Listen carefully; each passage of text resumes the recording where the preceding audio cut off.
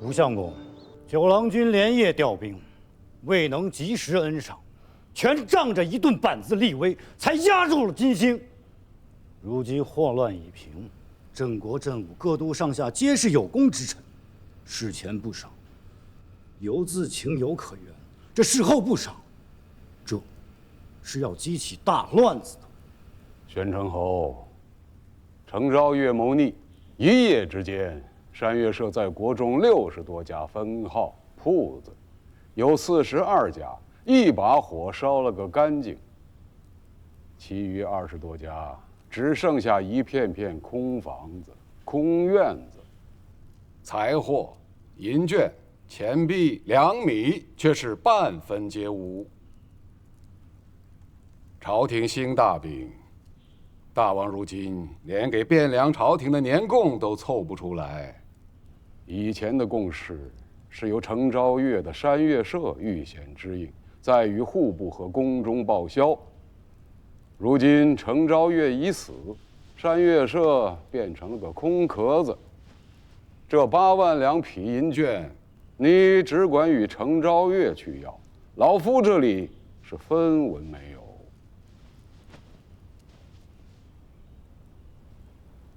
胡令公，你是大司马，军中诸将为你所尊，镇国镇武，各都不过是随着九郎在罗城外绕了个圈子，刀未沾血，剑未离弦，如此的功劳，当得起一个人10民大钱的赏赐吗？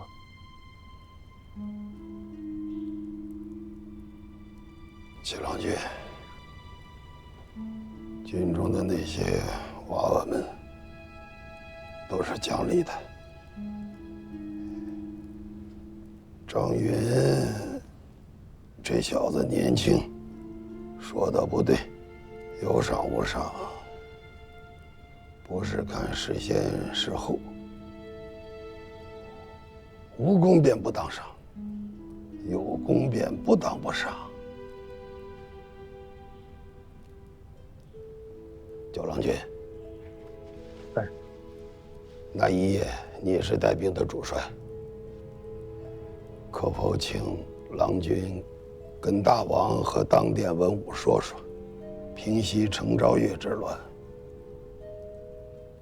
你麾下的那些儿郎，是有功还是无功？是该赏还是不该赏？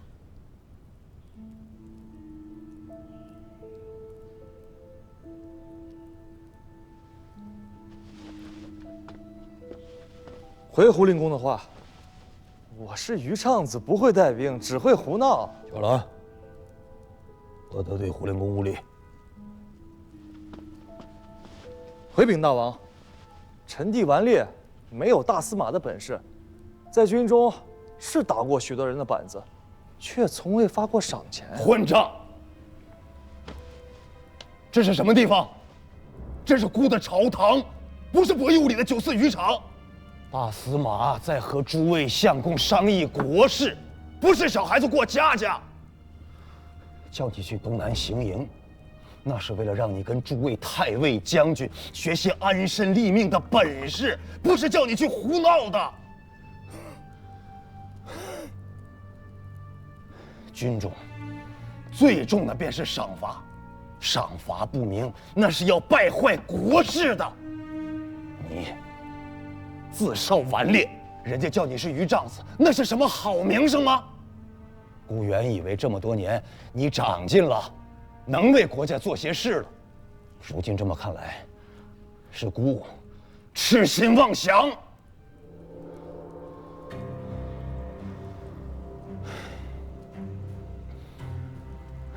完了，孤每日多少正事要做，没心思与你置气。拔去你那衙右统军事之职，交还兵符。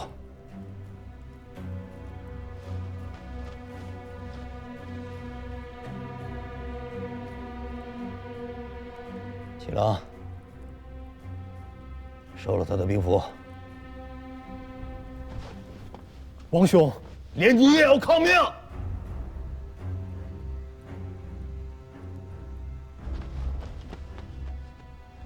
好，好，好，好，好，你有骨气，你硬气，收了他的兵符。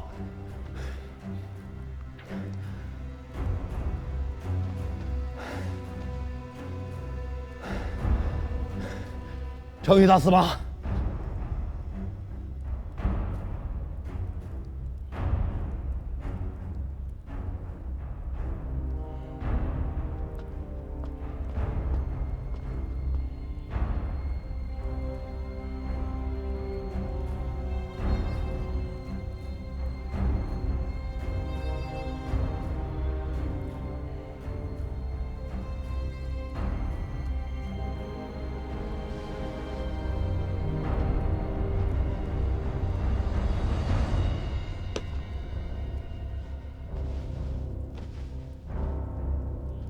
老太姑，还有大司马和诸位太尉将军，你既不会带兵，故也不难为你。滚去台州，坐上一任知州，好好体味一番什么叫做世道艰难。臣弟谨奉王教。明日一早便启程出发，沿途不许耽搁，更不许生事滋扰地方。若再让孤知道你敢胡闹，断不轻饶。不必等明日，臣弟现在就回家收拾行囊，连夜动身，不在杭州，挨六哥眼。混账！扶不上墙的烂泥！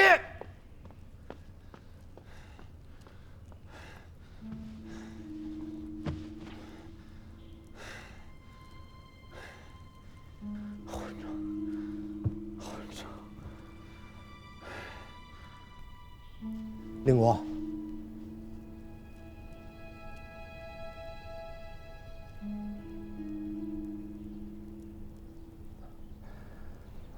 哎呀，令国，这赏赐，末将和弟兄们委实是不敢要了。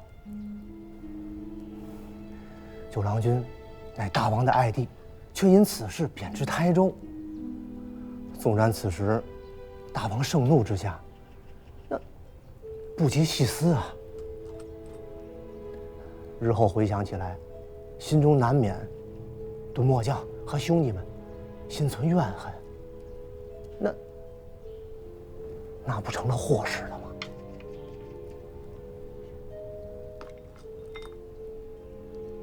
那夜平叛，九郎入营，真是一个人去的？一个人啊，营中夜禁，不能开门。九郎君是坐着竹篮子上的寨楼，我亲自看见的。连一个随侍也没有？没有。身上带了兵刃器械吗？也没有，他的身上只带了大王的教命帛书和调兵的兵符。令公，这有何不妥？无妨，一个小孩子罢了。该领的赏还是要领，立了功便要受赏，这是天经地义的道理。便是中原天子，也不能乱了这个道理。只是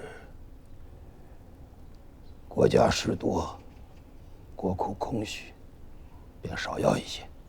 哎，8万两匹确实多了些。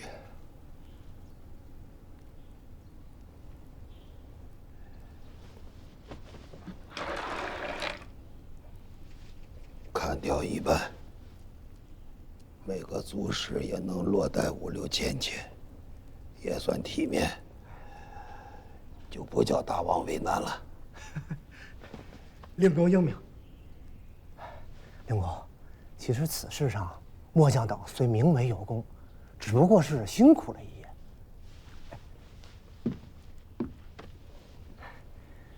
并未经得厮杀，也未曾有斩首。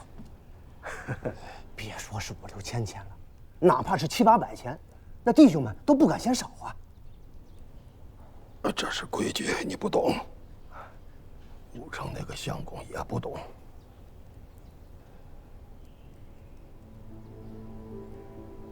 大王却不会不懂。大王，大王，大王，药还是要喝的，趁热喝了吧。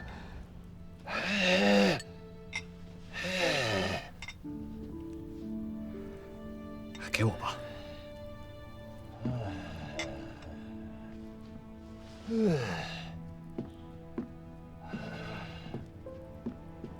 王兄，这药还温着，赶紧喝了吧。别急了，臣弟在。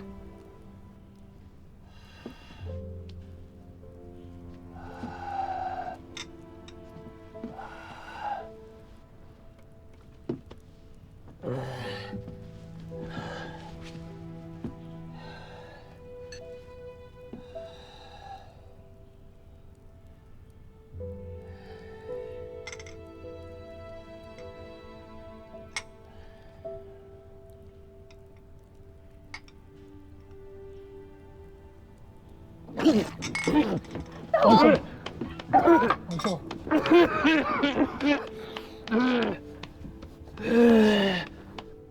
无法，无法。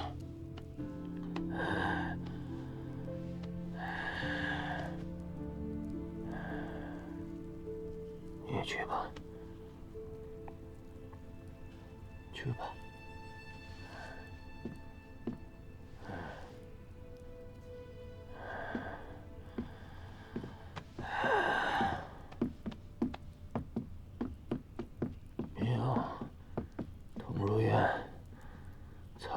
救命！武城把丞相拜为武军节度使，知福州市。王兄，这还不明白？萧山大营6000卫兵，一干将从，再加上一位当朝的大司马。一个酒郎，分量够吗？王兄把酒郎贬往台州，是为了安抚军中。一个当朝丞相，一个宗亲王弟，这分量应该是够了。平乱的犒赏，硬是能少发些了。此事太过荒谬。军中无小事。当年吴永都兵乱，根子也在钱上。父王在日，每每驱驰士卒，也都是把赏赐摆在头里。如今这天下，便是这样的规矩。不要说咱们东南一隅，便是那坐在汴梁崇元殿里的刘知远也不敢坏了这个规矩。武城，他不是不明白，他是真没钱了。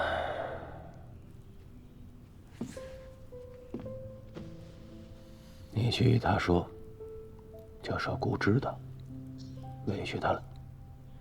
他是你我兄弟的姑父，自家人，姑知道。他能体谅，不过此番去福州，他却不能闲着，或请或绑，叫他把那个李仁达给姑送到王都来。是。臣弟这就去办。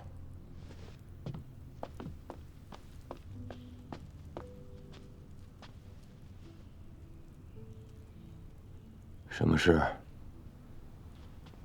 大王，九郎君来同大王请辞。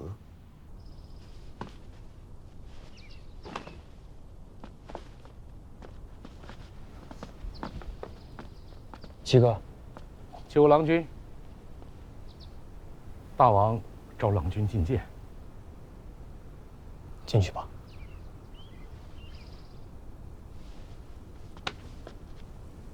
不要再跟他生气了。放心。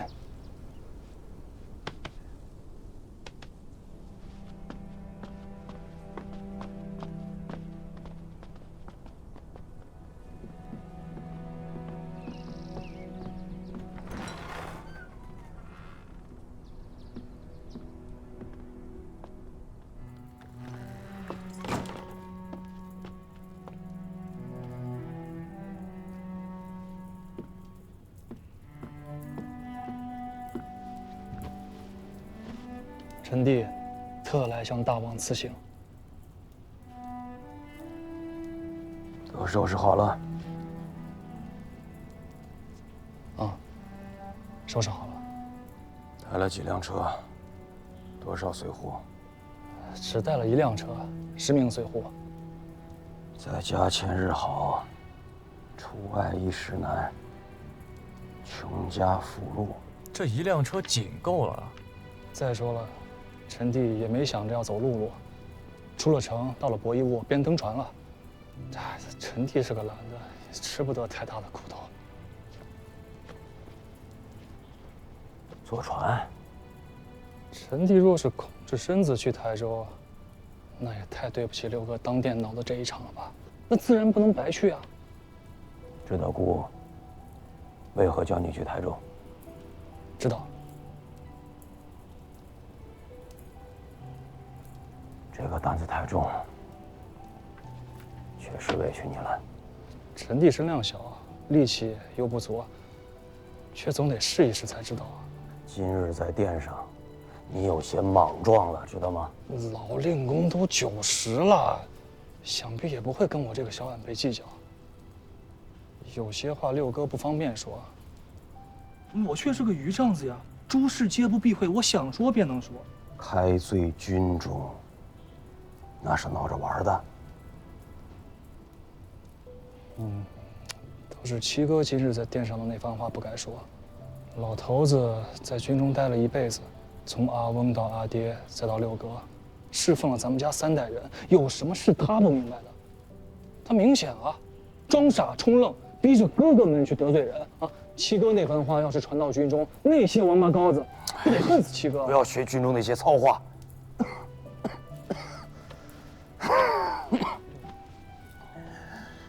你是王子，也是王弟，不是囚霸。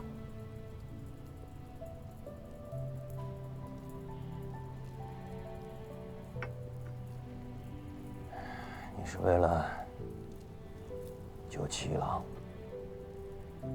是啊，我当殿这么一闹，6哥当殿这么一恼，想必七哥那番话就没几个人能记得了。到时候犒赏的差事，6哥还是交给七哥做。一家兄弟嘛，总得有人做好人，也得有人做坏人啊。左右臣弟自幼便是个余丈子。再说了，这1年，坏人也做惯了。还是太冒险了，下次不许了。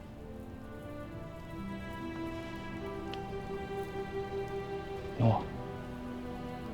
姑父啊，大王也是权宜之计。军中都是些粗人，不明白什么大义道理，更不懂得国事艰难。伯父且去福州安置。大王说，李仁达此人在福州经营把持时候太久，需想个法子调回王都来缉你。七郎君，下次莫要再如此莽撞了。姑父何出此言？七郎君还不明白吗？朝堂之上有些话老夫说的，九郎君说的，你却说不得。这是何意？因为大王的长子今年只有5岁，因为当今乱世，无论是中原还是吴越，均力不得幼主的。因为5年以来，先是领军内衙，而后参政相府，如今更是你前世宗亲中唯一的宰相。大王对你寄予厚望。姑父，我断无此心。糊涂！朝局如此，明眼人都能看明白。若是大王欲替康健，事情尚有余地。可如今大王时少时繁，每夜只睡2个时辰。一旦倒下，你这个前世宗亲之首，若是不能撑起门户，国家将有不忍言之事。朱温、李嗣源死后，诸子正位将京师做了战场，手足相残，人伦崩坏。文臣军将各项依附，朝野上下杀了个人头滚滚，血流成河。大好的江山，最后都便宜了外姓之人。无论你自家认与不认，此时此刻你就是吴越的储君。老夫这个首相可以开罪军中，九郎可以开罪军中，你却不能，因为你是储君。无论何时都不能失了军心。这是明摆着的事，大王明白，胡金司明白，丞相府一乡三参都明白，就连九郎君也明白。所以今日殿上他才站出来闹上一场，所以大王才必须要将老夫及九郎贬往外郡，给军中诸将一个交代。因为你是储君，要保住你，只这么出去一个年轻的九郎，分量不够。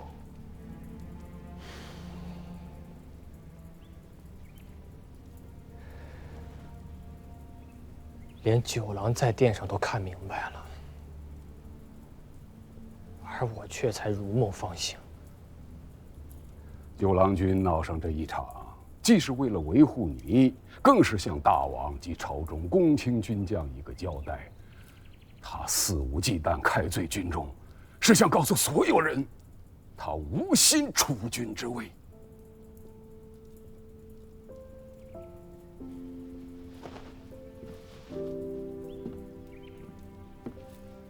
姑父和九弟一片苦心，钱弘宗惭愧无地。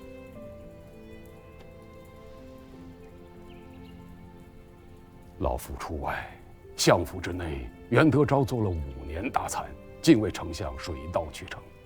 王都之内，只要宗室不乱，大王亦不生事，一时之间也不会有大乱。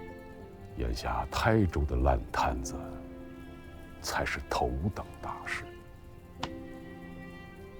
此去台州，若是没有把握，便不要冒险。左右还有2个月，不再想其他法子。刘哥没时间了，若是错过了春耕的节气，怕是等不到秋收，台州便乱了。谁能像程昭月竟如此烈性？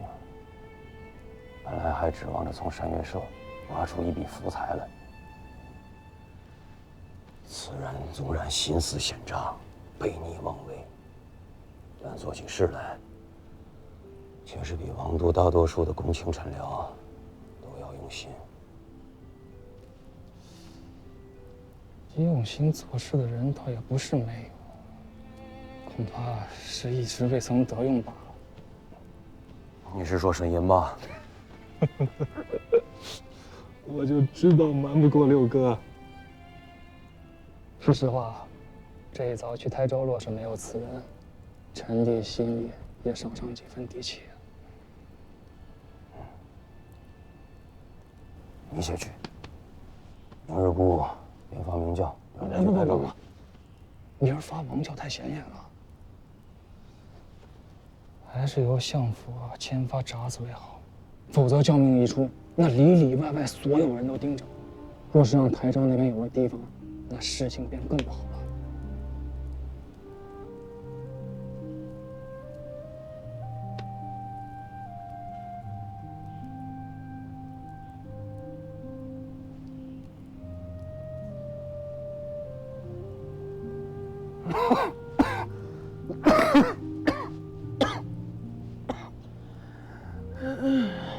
刘哥，我是哪说的不对？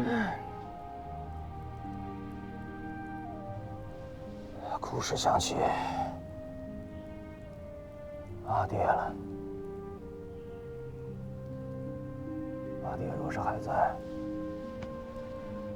看到你如今的样子，多欢喜。